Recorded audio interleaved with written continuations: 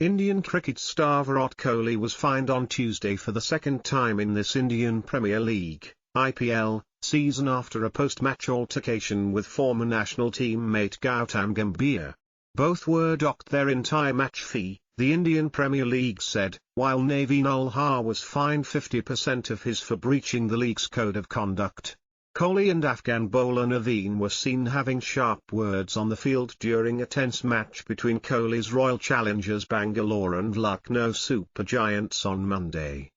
Kohli, who has often run into trouble with his aggressive approach, had to be restrained by opposition batsman Amit Mishra during the match. Bangalore eventually won by 18 runs.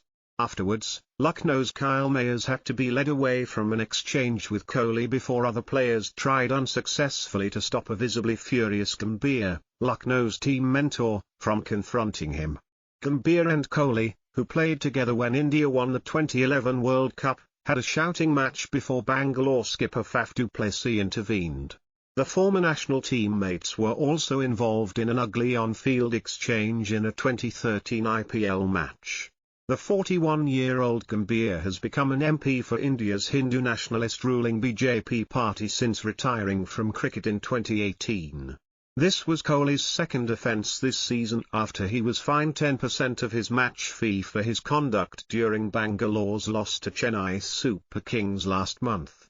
Despite being one of the best batsmen of the modern game, King Kohli and Bangalore have never won the Indian Premier League.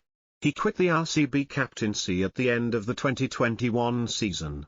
He went through an extended batting slump in 2021 and 2022, during which time he lost the Indian captaincy, one of the most high-pressure jobs in world sport.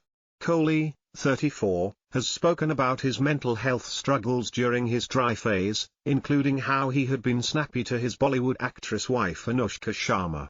He has had numerous run-ins with opposing players and was once reprimanded after hitting a plastic chair with a bat following his dismissal during an IPL match.